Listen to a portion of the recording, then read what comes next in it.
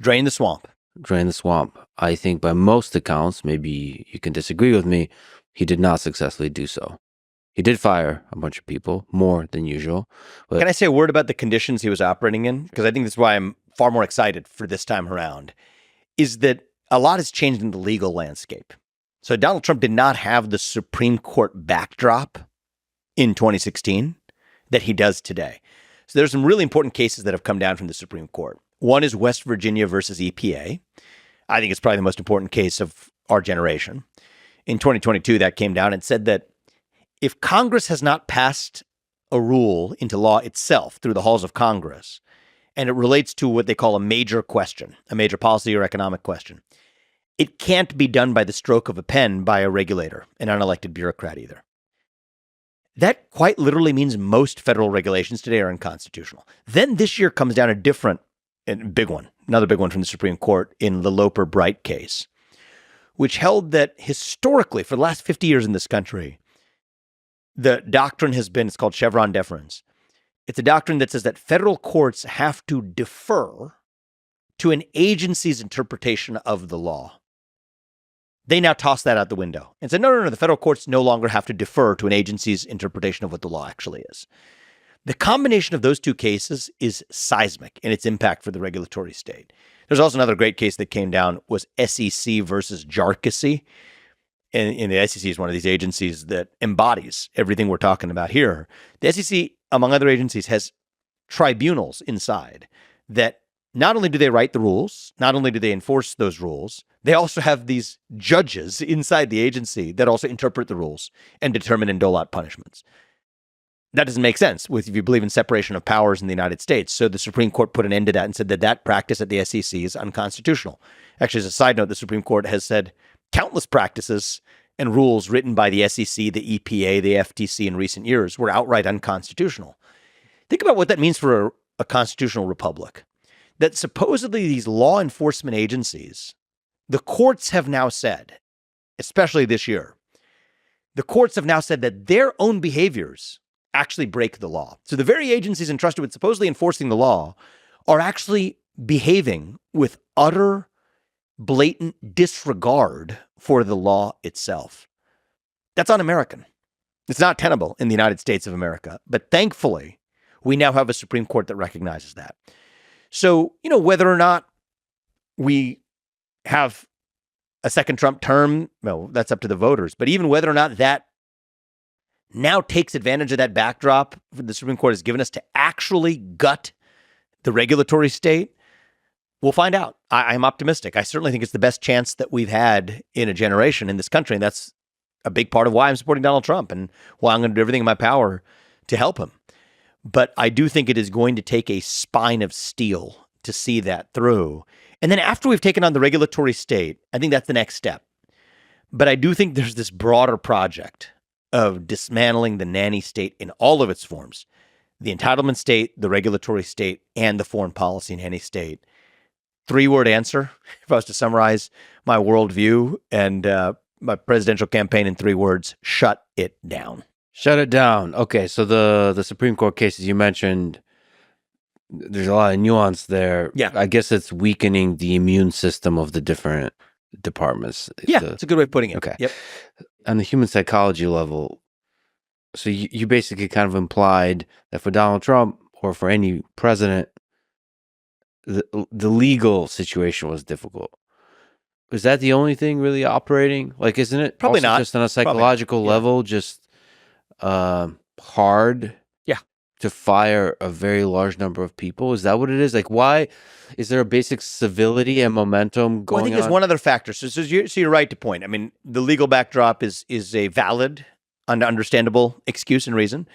I think there are other factors at play too. So I think there's something to be said for never having been in government, showing up there the first time, and you're having to understand the rules of the road as you're operating within them, and also having to depend on people who actually aren't aligned with your policy vision, but tell you to your face that they are. And so I think that's one of the things that I've admired about President Trump is he's actually been very open about that, very humble about that, to say that there's a million learnings from that first term that make him ambitious and more ambitious in that second term.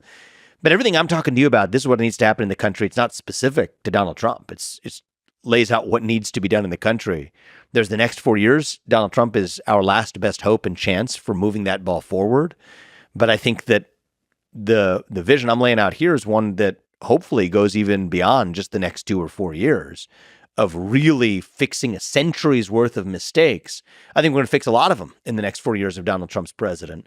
But if you have a century's worth of mistakes that have accumulated with the overgrowth of the entitlement state in the U.S., I think it's going to take, probably the better part of a decade at least to actually fix them. I disagree with you on both the last and the best hope. Donald Trump is more likely to fire a lot of people, but is he the best person to do so? We got 2 candidates, right? People face a choice. This is a relevant election. One of my goals is to speak to people who may not agree with 100% of what who do not agree with 100% of what Donald Trump says. And I can tell them, you know what? I don't agree with 100% of what he says. And I can tell you, as somebody who ran against him for U.S. president, that right now he is, when I say the last best hope, I mean in this cycle, the last best hope that we have for dismantling that bureaucratic class. And, I think that I'm also open about the fact that it's going to take, this is a long run project, but we have the next step to actually take over the next few years. That's kind of where I land on it. I mean, you talked to him, I guess, a few weeks ago. I saw you had a podcast with him, right? What was your impression about his preparedness to do it? My impression is his priority allocation was different than yours. I think he's more focused on some of the other topics that you are also focused on. Laser focused on. And there is a tension there, just as you've clearly highlighted. We share the same priority with respect to the southern border, and those are near-term fixes that we can hit out of the park in the first year.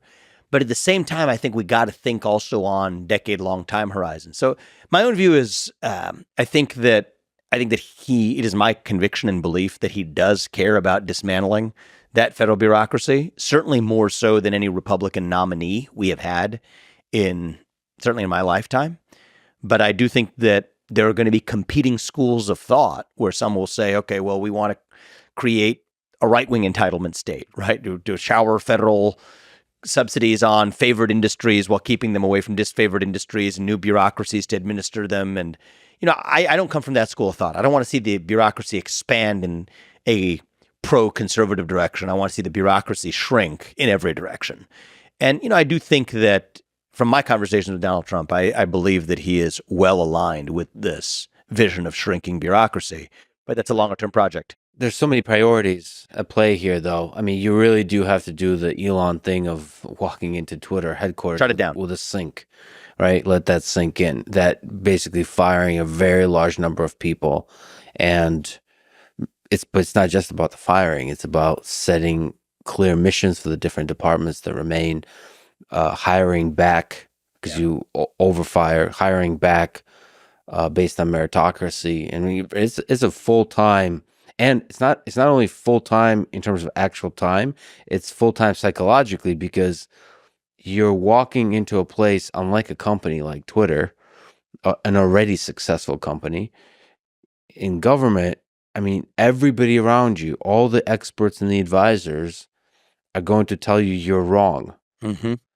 And like, it's a very difficult psychological place to operate in because like you're constantly the asshole. And I mean, the certainty you have to have about what you're doing is just like nearly infinite because all the really smart people are telling you, no, this is a terrible idea. Sir, this is a terrible idea. No, you have to have this spine of steel to cut through what that short-term advice is you're getting.